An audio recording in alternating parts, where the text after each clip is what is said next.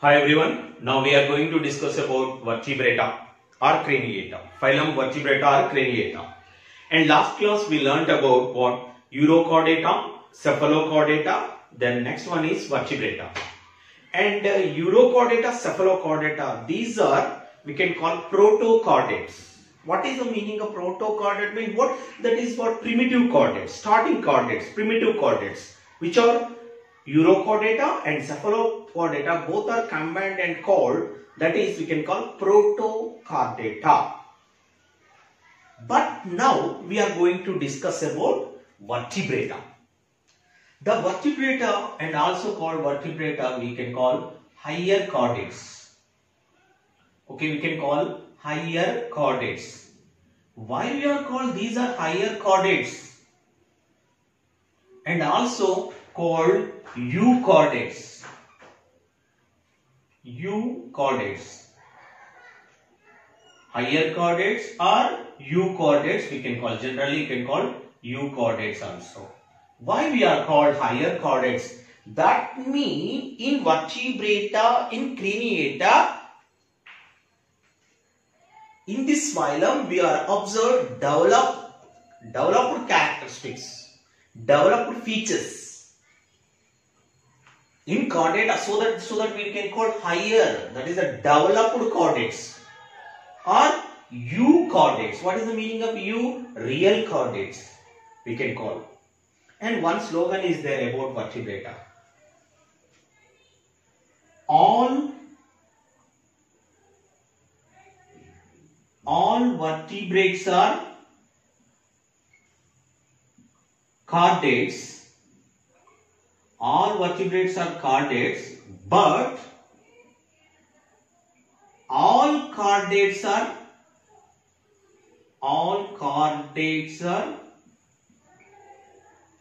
not vertebrates. Try to understand this sentence. Here the given the sentence is what? All vertebrates are chordates. That means, what is the meaning of that? That means all vertebrates are chordates. Chordata means which is having notochord. Maybe it is larval stage or adult stage. All vertebrates are chordates, but all chordates are not vertebrates. All chordates are not vertebrates. What is the meaning of vertebrates? Vertebrates means vertebrates are developed, what we call higher chordates. That means having what? Vertebral column, which is having spinal cord. Why we are called all chordates are not vertebrates? That means in vertebrate having some special characters, so that all vertebrates are chordates, but all chordates are not vertebrates. All chordates means what? For example, generally chordata divided into three types. What? Three subphylums: urochordata, cephalochordata. These are not vertebrates. Why? Because these are not vertebrates. In that some features are absent. Some features are absent. Urochordata, cephalochordata. What are they? For example, what is the importance of vertebrata? What are the special characteristics of vertebrata? In vertebrata, okay, well-developed cephalization, well-developed cephalus. Cephalus means what? Head is well-developed. And head is well-developed and also well-developed sense organs also. We are observed well-developed sense organs, cephalization, and so that is a name, other name is craniata. Craniata means what? Skull. Skull is well-developed. Head is well-developed. In that skull, sense organs are well-developed in this what? Higher chordates. Sense organs, eyes, nose, ear, whatever is there, that sense organs also well-developed in vertebrates. Okay, not only skull, not only cephalus. Cephalus means head. Sense organs are well-developed, and also fins and limbs are useful for locomotion. Tetrapods, 4 legs. Fins are useful for swimming, locomotion, and in these organisms we will observe developed characteristics. And heart is divided into, okay, 2 chambers, 3 chambers and 4 chambers. Well developed sense organs and ventral heart. The heart is located in ventral side. And jaw and jawless fishes is there. Jaws also well developed. And metanephric. Metanephric means what? Mesonephric. And metanephric what? Kidneys. Kidneys also well developed. That means excretory system also well developed in this vertebrata. So that it is called higher chordates. It is called craniata. Skull is well developed. Head is well developed with sense organs. So that these organisms are what we can call higher chordates. Okay. That means in that chordata, in that vertebrata, we are observed all developed characteristics. So that all vertebrates are chordates. Okay. Now, somebody having doubt. What are vertebrate? Which is having spinal cord. Which is having spinal cord is called vertebrate. Generally, vertebrates. What are vertebrates? Examples are. Okay, we will discuss about the classification of vertebrates. Vertebrates classified into agnatha, and second one is Gnathostomata. Gnathostomata. That means vertebrata, the phylum, okay, vertebrata, subphylum vertebrata again divided into agnatha and Gnathostomata. Agnatha divided into ostricodermy and cyclostomata. And Gnathostomata divided into how many classes? Feces, aves, feces, amphibians,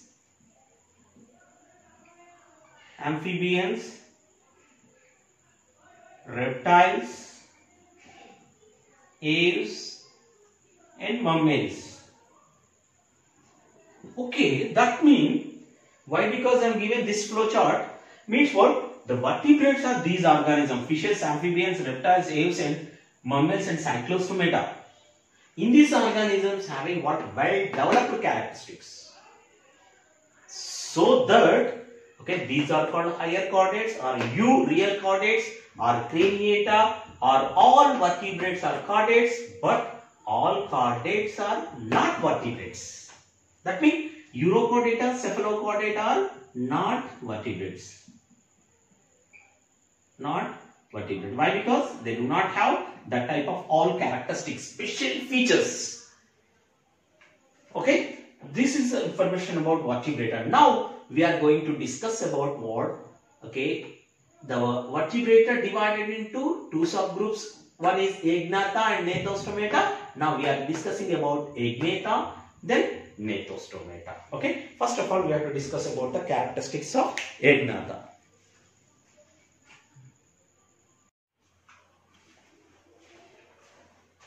Okay, now we are going to discuss about vertebrata, especially for vertebrata. Already we learned about the characteristics of vertebrata. Vertebrata divided into what?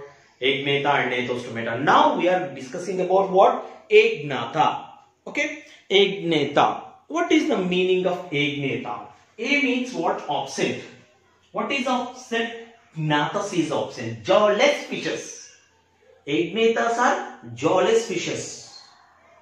These fishes are marine. Marine or totally aquatic. Aquatic means what? It is living in marine, or some are living in freshwater also. Both marine and freshwater in some organisms in agnatha. Agnatha nothing but we can call one of the agnatha. These fishes are jawless fishes. They don't have the jaws. And these fishes, the internal ear bears one or two semicircular canals.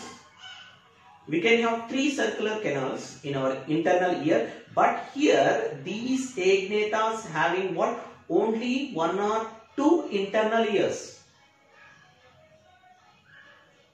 And these agnata notochordis persist in their lifetime. This is very important. In not only cephalochordata, in agnata also notochordis persist in their lifetime. It is having in their lifetime. And heart is also same as it is like fishes. Heart is divided into 2 chambers in this animals. Okay. Here agnata, which is jawless fishes. These jawless fishes without paired appendages. These are the jawless fishes which are eel-like structure, long, slender, eel-like structure fishes which are agnata. These are without paired appendages. That means what? The appendages are not divided, not attached with anything. Single appendages. These appendages are not dividing. Single appendages we will observe in agnata. That is also very, very important. And one important is these are jawless fishes. And second important is what? The notochordis persist in their lifetime. That is okay, very, very important. The agnata generally, A means absent. What is absent? Gnathus. Gnathus means jaw is absent. Without jawless fishes, these jawless fishes or agnatas are divided into ostrigodermi and cyclostomata. 2 classes. Ostrigodermi, these fishes are, ostrigo means shell. The body covered with shell. Dermi means skin. Ostrigodermi, shell covered the skin. The skin is covered with what? Shell. Okay. So that armored what? Bony fishes. Ostrigodermi.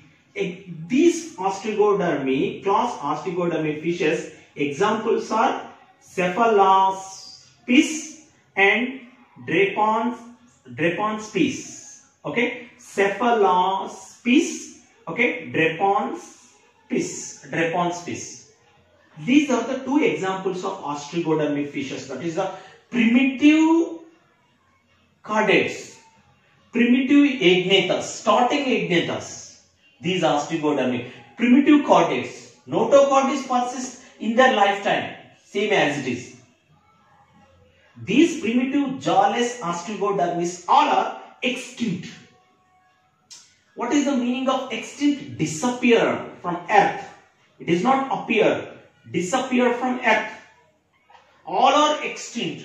So no need to discuss. But examples are very important. Cephalaspis and Draponspis. Okay, that is ostrigodermi. That is we can call armored. The skin is covered with shell around. Okay, we can call what? Bony fishes. We can call ostrigodermi, jawless fishes. Examples, these fishes all are extinct from earth, disappear from earth. Okay, what is that one? Ostrigodermi. And after ostrigodermi, cyclostomata. This is very important. Need to discuss about cyclostomata. What is the meaning of cyclostomata? These are very long, slender, and the mouth is circular. Cyclo means circular. Suctorial, which is useful for the mouth having tentacles. That tentacles, the mouth, circular mouth is useful for sucking the blood. Suctoral forms, organisms. Cyclostomatas are, the mouth is round like eel-like structure. Eel fish, generally anguilla, we can call anguilla. That fish is very long, like a snake-like structure is there. Somebody thought that the black color, which are black in color, somebody thought that snakes, but they are not. That fishes only, which are long, slender, and like eel-like fishes, not eel fishes, not anguilla.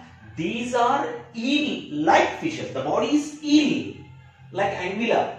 Okay, long, slender, and jawless. These are also cyclostomatas, also jawless fishes without jaw, but a round mouth. Mouth is rounding structure. Okay, the mouth is a rounding structure without jaw. Okay, jawless fishes, and body is scaleless, long, slender, and eel-like without scales. For example, fishes we are observed scales. With these whatever cephalostomatas are scaleless fishes. Without scales, long, slender and eel-like fishes. And endoskeleton is cartilaginous. What is the meaning of cartilage? Soft bone. The endoskeleton system inside the cyclostomata, the bones are formed with what? What is cartilages? Cartilage means soft bone. Our ear, okay, this is pinna is what made up of what? Soft bone, cartilages. Same, the endoskeleton system is made up of what? Cartilaginous in cyclostomata. The mouth is circular, already we learned, and suctoral, which is useful for sucking, and gill slits, already we learned of pharyngeal gill slits. Pharyngeal gill slits are 16 to 15 pair of gill slits. 16 to 15 pair of gill slits are present in this organism, which are useful for respiration. Gill slits are useful for respiration. How many pairs is there? 6 to 15 pairs. This is very important. And tongue is what? Horny, strong horny teeth. And kidney is mesenteric. Okay, mesenteric type of kidneys are present for excretion. These are the characteristics of cyclostomata. But examples of cyclostomatas are very, very important. What are that examples? That example is, one is Pitromyzon. Petromyzon, or other name we can call lampreys. Second one is, example is Myxine or hugfishes. Hugfishes or Myxine. Two examples of cyclostomata. One is Pitromyzon or lamprey. Second example is Myxine or hugfishes. These Pitromyzons are called Pitromyzon sanguivorous. What is the meaning of sanguivorous? These Pitromyzons are very dangerous. Why? Because already I am told suctorial. Suctorial means what? The round structure mouth which are having tentacles. The round structure mouth, the mouth is useful to sucking the blood. Sanguine, juice. It is sucking. It absorbs the what? Blood, which is living fishes only. It directly sucking the living fish's blood. Living aquatic organisms' blood. Try to understand the difference between what? Pitromyzon. Sanguivorous. Sucking what? Fresh. Living blood. Living organism. Living aquatic organisms' blood. It is directly sucking. For example, in terrestrial leeches, leech is sucking the blood. Black color, this much of long, which is an example of what? Annelida. The leeches are sucking. Same, these are aquatic, totally aquatic, but these are sucking fresh blood, living blood, live blood. Okay, so that it is called Pitromyzon sanguivorous, very dangerous. And also, these are showing anadromous migration. This is very, very important point. Anadromous migration. Which are showing anadromous migration? Pitromyzon is showing what? Anadromous migration. What is anadromous migration? That is important. Anadromous migration means what? These Pitromyzon or lampreys are migrate. Migrate means what? Moving one place to another place. Okay. Why migration? For laying eggs. These Pitromyzon moving from sea water to river or fresh water. River or fresh water. That means these Pitromyzons are migrate from marine to river, fresh water. Marine to fresh water. Marine to fresh water or river. Why they migrate? For laying eggs.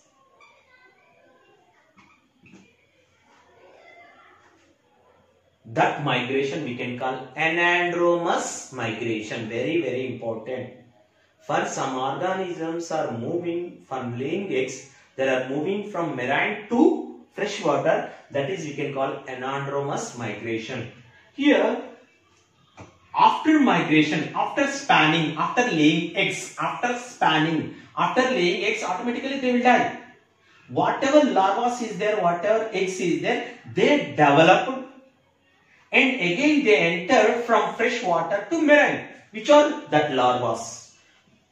In larva, metamorphism is occurs. That means what lot of changes, developed characteristics. Metamorphism is occurs, and that larvae are again enter into the marine or oceans. Okay, that is we can call especially for Pitromagen. Pitromagen sanguivorous or lamprey. They are showing anadromous what migration. Okay, Pitromagen sanguivorous. The larva name is Pitromagen larva name is Ammanocytae larvae. Okay, this is very important. Just remember about what Pitromagen or lamprey. Next one, mixin. Mixin also. Okay, if you observe the Pitromagen, the mouth is round in structure. So that you have to observe the mouth. Okay, gill slits. How many pairs of gill slits? 6 to 15 pairs of gill slits is there. These are useful for gills are open in outside. These are useful for respiration. And next one, mixin. Mixin, other name we can call hugfishes. Hugfishes. These fishes are sucking fresh blood. Living blood, fresh blood. But hugfishes are eating or feeding. What they are feeding means what? Which are what dead fishes or which are decaying fishes. That means what? Dead and decaying fishes, which are damaged fishes. Okay, that means lot of difference is there. Both are cyclostomata. Pitromagen is what? It is attacks what live organism, live aquatic organism, but these mixins are attack only which are dead, already dead, or which are hurt, which are what dead organisms, dead aquatic organisms. They are feeding or eating dead fishes. So that these mixins are called scavengers. Very important. The mixins are called scavengers. Why? Because we can call scavengers. They cleaning. Who are cleaning? Mixin. Or hugfishes. What they cleaning? Whatever dead organisms is there in that water, it is cleaning. They are cleaning. So that it is called scavengers. And these mixin and Pitromagen both are ectoparasite. Ecto means what is the meaning of ecto? Endoparasite. Endoparasites mean which are living inside the body. Okay, for example, coronavirus living inside the body. And bacteria, virus, everything, bacteria, virus, fungus, whatever is there, microorganisms are living inside the body. For example, if they live inside the body, they can call endoparasites. Ecto means outside. These are also parasites. Parasite means what is the meaning of parasite? Parasite means what? Which is depend upon living body. Which is depend upon host body. Host body. These are also, ecto means outside organisms. They are eating in outside fishes. Whatever is there in water, aquatic. So that ectoparasite. Both are ectoparasite. One more difference about Pitromagen and mixin. Mixins are exclusively marine. Exclusively marine means what? Only living in marine water only. But Pitromagen is living in marine and fresh water. Why? For laying eggs, they are moving from marine to fresh water. So that it is living in both marine and fresh water. That is the major difference of Pitromagen and mixin. Okay. These are the characteristics of what? Agnatha, jawless fishes. Okay. Try to take down the points.